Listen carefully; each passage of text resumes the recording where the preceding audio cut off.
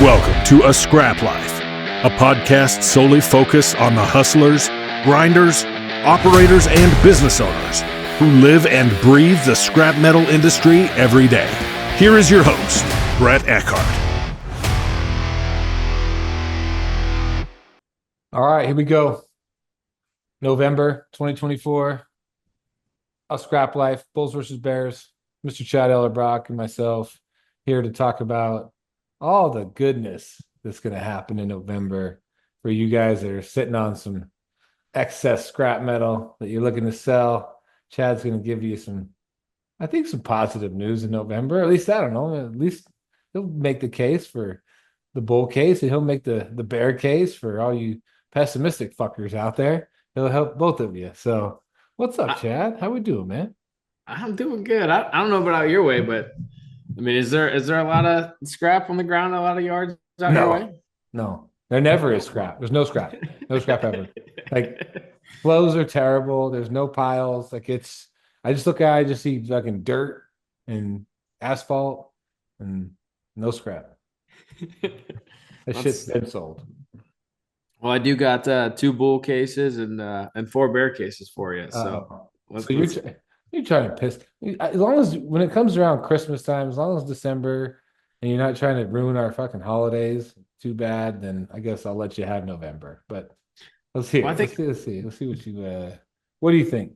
I think the big question is just around demand, right? Like, It feels like we've kind of slid all year. We've had a lot of sideways markets here, but demand has come down with it. So that's the one I'm really struggling with is, I think flows are off, but I think demand in the future is a big question mark. And I don't know if I'm sure you got an opinion. What do you think? It's the uncertainty of the election or just forecast for next year? Well, like I said, I've been saying this, kind of beating this drum for a while now, but yeah, feels eerily similar to like the 2015 election when Trump was like, when I think everybody kind of thought, at least I did, I thought Hillary was going to get elected. And then when Trump got elected, it just felt like the gloves were off and it was like game on, and the markets kind of turned back on for a while, and this one feels similar because we've had, a kind of a interesting 4 years, and I wouldn't even say bad, like from a scrap standpoint, because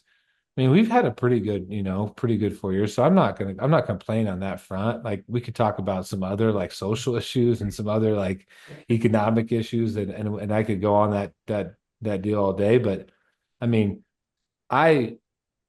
voting for Trump. I think Trump's going to win, and I think if and when he does, that the economy is going to, at least if in the short term, people are going to breathe a sigh of relief, and if there is any pent-up demand, then we're going to see it. But there's going to hopefully be some optimism. And I feel like if you can just get people to be optimistic about the future of the country, then people are willing to spend money. They're willing to invest in inventory. They're willing to invest in equipment. They're willing to invest in projects and businesses and buildings and all the shit that it takes, to kind of make the scrap business work, and we all know that if they're going to allow you to drill oil if Trump gets elected, so the OCTG market should see some love. Maybe the price of oil comes down if they feel like there's going to be some more coming on the market. We'll see. Probably depends on what happens, in the other countries, Middle East specifically. But I'm probably a forever optimist, but I'm definitely a fucking optimist if Trump gets elected, that people are going to be like, this is good for the country. It's good for manufacturing. It's good for domestic manufacturing. Yeah. It's good for people that want to do things and that feel like we should be bringing some of that manufacturing back. Now, is it great for the scrap industry? I don't know if it hurts us on the tariff side and some of the export opportunities. There could be some pain there, but just all in all, I think there's like, I think next week, man, if they even get if this episode's going to come out next week. It'll probably be right the day before or the day of the election. But if we get the election and they actually get to the finish line and they see who just tabulate and they can get it done in a couple of days, I think it's going to be good, man. I'm gonna say that November and December of this year, if Trump gets elected, which I think he will, We got a fucking chance. Hey, Paul Tudor Jones said all roads lead to inflation, whether it's Trump or Harris, which means gold, commodities, Bitcoin, copper, they're all going to be doing well. So that's good news for us. If they cut the taxes, if they can cut some fat out of the government, I mean, does it get a lot better than that? I mean, in my opinion, like those are the two big. I mean, there's other things driving this, the deficit, but man, those two things, if you can turn on some business and you turn on, some manufacturing back here and just really turn on the optimism a little bit and say, hey, like we got a chance. Like we got someone that actually cares about the success of the country. Like I think, I don't know. Call me crazy, but I love your optimism. America. Well, let's jump into. I'm gonna start macro to micro. We touched a little bit about the macro market, and the one thing that it's my first bull point here is iron ore. It's not up a lot, but it's up 11%, right? From 92, 93 bucks all the way up to 104. So this is surprising to me. It went down in September and then popped right back up and came even farther up. So did it pop? That kind of did that pop when China came out with their stimulus plan, talks of their stimulus. And I think I remember reading something, you and I discussed this, where they, everybody said sell into the iron ore pop, right? The strength. So that I feel like that's exactly what happened. China came out and said, we're going to stimulate our economy. It's time to take the gloves off. And then everybody sold into it, right? So it's kind of what you're seeing. But if China actually does follow through and they do continue to stimulate similar to a 2011, 12 or a 2016-ish, like then you should see iron ore come back up, I would think. yeah, I mean, like we're reading the same articles about 2025 real estate market in China should be back, stimulus, yada yada yada. So I would think that, I mean, obviously that's the main driver here. So which would be good for the steel industry if they don't just dump a whole bunch of steel everywhere. Yeah, as a stimulus. That's their stimulus. All right, everybody stimulates different ways. Well, this chart, it's a bear point that pig iron is down $5 from 460 to 465. But what I think is vicarious in this chart is we're looking at the imports on pig iron and DRI and HBI. Yeah. And in September there was a big pop, and like a decent pop. And what I don't understand is if I hear 460 NOLA a metric pig iron, that's 480 to 490 by the time it actually gets up to the mill, right? Up the river, unloaded, trucked up to the facility, whatever. And busheling is, on the publications, it's like 380, 390. And that's a huge delta between. And so you could say, well, the environment has to be really, really bad, meaning there was a lot of shutdowns and continues to be some shutdowns in October, November. And so I get how these mills can do that, but it's a very vicarious situation that when they're bringing in more pig iron, which tells me for things to, mills set out cancellation notices today in the Midwest, and it makes you just kind of ponder and say, why would you send out cancellation notice when you're importing more pig iron, right?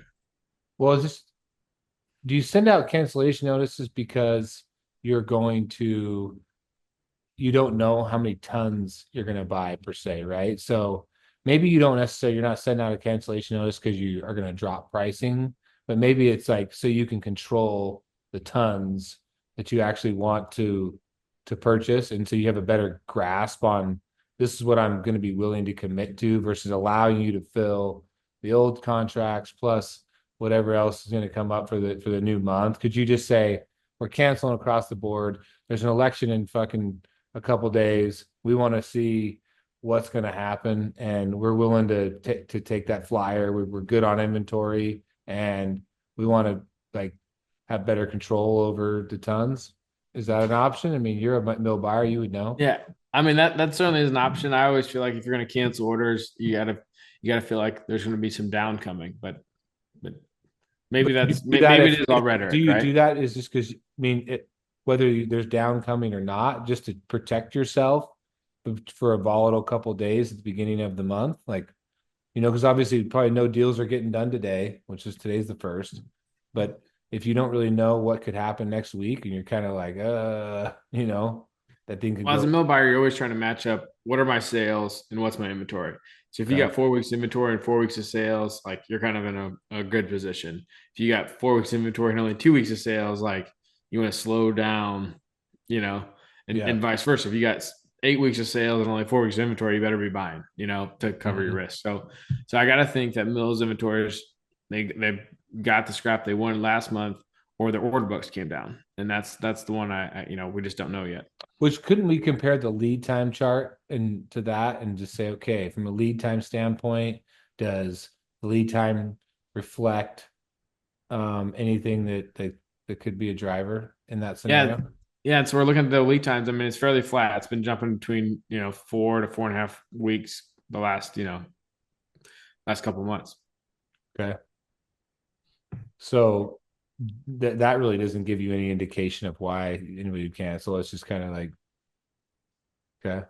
Yeah. Um, Well, let's talk about crude steel production. Let's talk about operating rates, right? So, two different sources here, two different charts that I find interesting, but um, let's just say we're gonna go with AISTs. September 28th, they had a 74.1% operating rate. October 26th, they had 74.7. So it's actually up 0.5%.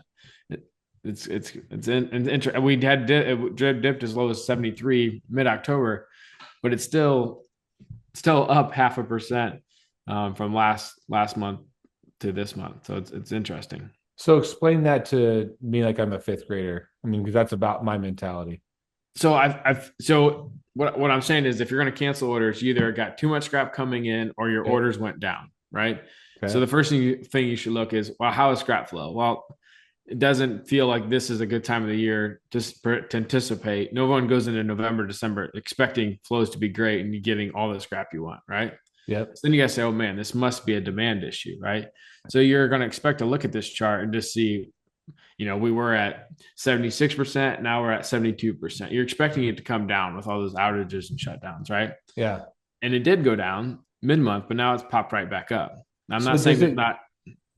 does it go down? I mean, mills are just like a scrapyard. We're always looking for efficiencies, right? Like how can we be more efficient? How can we make more tons with the same amount of, with less energy, less effort, but keep our utilization up and our throughput up.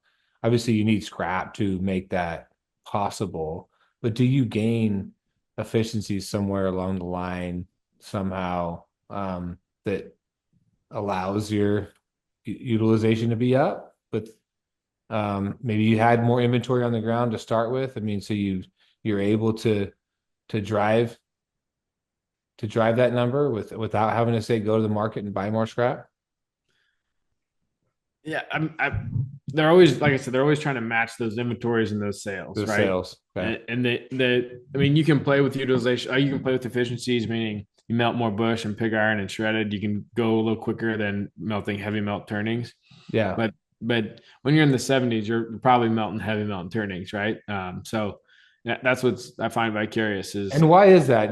Just for everybody, when you say you're in the Yeah. 70s, you're probably melting these two items. Why is that? Well, so heavy melt and turnings are cheaper, Yeah. but they also can cost you time in the furnace. And Okay. so where pig iron busheling is you can melt quicker. And so if me and you were in a steel mill, we're sold out and Mm-hmm. our margins are great. We're not buying any heavy melt. We're not buying any turnings. We're less price sensitive, more efficiency focused, right? Okay. That's why we're turning to those grades. But when operating rates are lower, right, and your margin isn't great, you're less focused on getting that extra 1,000 tons out a day as a steel mill. You're more focused on how do we get that charge cost down as much as we can to make Makes as much sense. money as we can. Okay. That's good insight. Like I think a lot of people out there that don't understand that and what that dynamic is, right? And Yeah. and so when you're thinking about And the reason I bring that up is I think people that listen to this, like they're buying, selling scrap, like they're small yards, maybe medium size. And so like, if you don't understand that dynamic, you might not understand why the steel mill's calling you wanting to buy XYZ grade this month, right? Like why they're really looking for, turnings, and why they're really looking for HMS over, the Bushland you've been sitting on waiting for that $500 a ton pop, like because they're like, well, they want to buy the cheap shit, like Yeah. whatever they can. So just you might be sitting on that other material for a little bit longer, waiting for your opportunity. So makes sense. Yeah, exactly. All right, you ready? You ready to go to the other side of I the? only care about the bull points. You can keep all that fucking all those bear points to yourself. Not interested. I only want to hear the positives. All right. Remember, I came in positive about the election. I came in positive about the market. So let's end this thing on a positive note. Well, let's shift gears. Go back to China. So we talked about iron ore popping, but on the other hand, steel rebar in China is down close to 4%. So just the opposite on the finished steel side. So I think you probably hit the nail on the head with that iron ore pop. That to me that's a trader's grade, very liquid, and everybody sold the news. That's for sure. Yeah. Everybody that got caught short fucking got stung on that, right?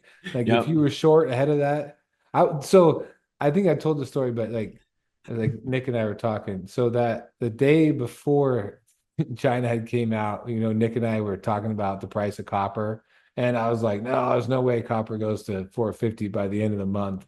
And this was the very beginning of October.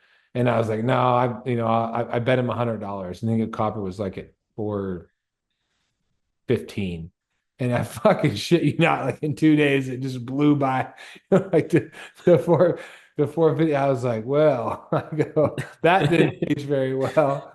And it was the same time so I had sold a load of copper chops. I had priced it then, right? At like 420, 425 or 420 something. And I watched that son of a bitch go all the way, like 40 or 30 cents past, where I had sold. And I was like, well, crap. Like That hurts. like that's an expensive sell. But I felt really good about it at the time because it was not that long after the Feds had just lowered the rates by 0.5%, which is what actually pushed it to that 420. And then so I can only imagine the same the other people that were say short iron ore or whatever, and watch the Chinese come in and say, "Yep, we're gonna stimulate, we're gonna do this and do that," and then just have the price of iron ore just go bananas, and they're like, "Fuck, sell." Like, get me out of this trade.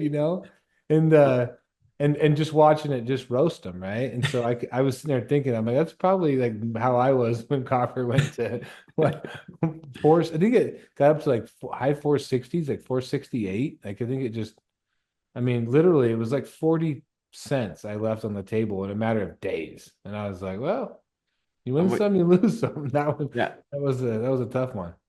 We always say, you never go broke taking profits, but we all know like when it's the same thing with like poker, right? If you bet $100 on a hand and you win, you're like, oh, I should have bet 500, like it's Yeah. Well, luckily, like the good news is I had another load that I was able to price, so I got it, but it's still like if you average them out, I mean, I did okay. you did okay. If I just would have waited a week, I would have did really good. But I Well, wasn't smart enough to do that. And so I reason I say that is nobody really knows. Like we're all just here doing the best we can, which is why we have this podcast, just to kind of give you the information, let you make a decision. But like nobody knew that iron ore was just going to go off like a rocket. And so there's probably some profit taking, right? And because like you said, it's a super liquid trade, like it's easy to trade iron ore. It's not easy to trade fucking rebar. no. So you're going to see like a more steady, decline or a more steady incline because it's probably more real true demand driven than like trade driven. Yeah, makes sense.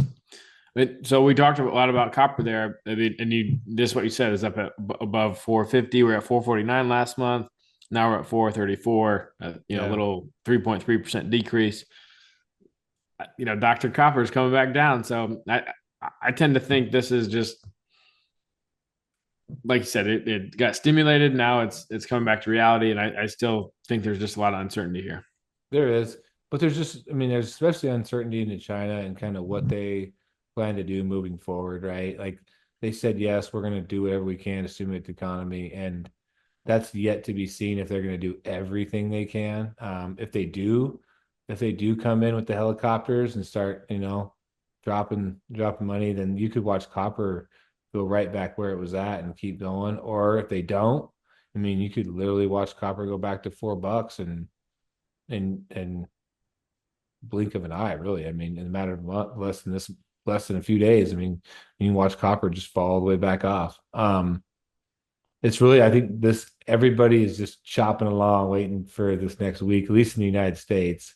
But somebody was telling me there's like, they gave me the number, and it was like because there's not just the US elections, but there's like a bunch of other national big country elections that are happening right now as well. That it's going to tell the tape for, a lot of, not just the US, but some other countries as well. I've heard how many billion people they said were going through the election process right now. I'll have to go find that article and post it. That's cool. Well,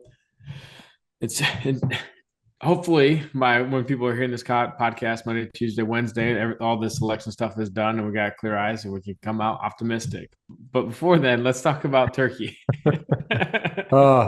If you're on the East Coast, close your eyes, earmuffs. So if you go from October's highs, we're down $26, and I think this is the real reason why mills would send cancellation orders. This news packed, with uncertainty demand, right? It's telling, but I don't know if they got to get the volumes that they need, and that'll be the question that'll play out here through the month of November. Yeah, this one is interesting to me just because I think you said if Turkey's off $26, you said month over month, then that puts the domestic mills back in the driver's seat, right? Like you said, is why you're going to see those cancellation orders, because now they're going to determine, like, do we need the tons or not? And if they need them, then all they do is just cancel the order, and they'll go sideways. If they're like, yeah, we're good, like we feel pretty good about where we're at, then you can see that soften up real quick. It's just a vicarious market because on one hand, US Steel and Nucor, they announced hot roll coil prices increased by $20 to $30 a ton. Then they're canceling orders 4 days later on the scrap side. So I think they're obviously trying to. Hot roll fell to $700, and I think they're trying to stop that from going any lower. So we'll see if they're successful or not. Do you have a hot roll chart post? Yeah. Let's see what that looks like. Well, and I even got the busheling spread between hot roll and busheling, so how these mills they're doing okay. They're not doing great, Brett. They're not doing as good as 24 or early 24, but they're doing better than they're not eating bread and rice though. But if you look at this hot roll chart, you can see like we ended October right around we started October right around 715. Yeah. It went down to 700. The futures are popping up to 715. Spot pricing still probably around $700. So it's just not doing much. Been just kind of a sideways-ish. Like I said, it's to be expected in this kind of a environment, right? Like just everybody kind of trying to make and maybe nobody chooses a lane. Maybe we just muddle along, but I have a hard time believing that it's going to go one way or the other, right? And I don't ask me to predict it because I'm the one that sold copper at 420. So whatever I do, if I bet red, bet black. You got that power, man. You top those markets. Yeah, exactly. Bet the opposite of me, and you'll do just fine in life. Well, that's what we learned today in the end of October podcast. The Bulls. So really, I mean, so if you had to call it, it's a soft sideways. I mean, if you had to what does this thing look like to you? Well, we're sitting here on November 1st, Friday evening, Friday afternoon for you, and I feel like it's it's there's too many unknowns. I feel like demand is, I would say scrap industrial accounts are off, right? I've talked from automotive. Some of those guys are telling me 30%. Some of the agriculture guys are telling me 20%. So, I mean, everybody's slower on the industrial side, but that's serving those two sectors. But until the last couple of months, we haven't really felt that on the demand side. So it's kind of kept things at bay. Is this the month that demand just goes way down and everybody's got to buy less and things start tanking? Maybe, but it's November, so I don't know. Well, that was a real fucking political answer. What do you think, Brett? No, dude, like I said, I feel sideways. It feels like kissing your sister this month, but we'll see. It doesn't feel like, I'm optimistic that it's got a chance. But I'm also optimistic about how next week goes. So ask me at the end of next week where I'm at, and we'll go from there. Hopefully, we still have a country and we know the result. That's yeah, exactly. Well, thank you for the time, man. And as always, go check out the charts. Go check out Best Scrap Ever. And if you want to see the actual charts that we're talking about, if you're just listening to this on the audio, and Chad will break it down for you as always. Thanks, bub. Take care. See you next month.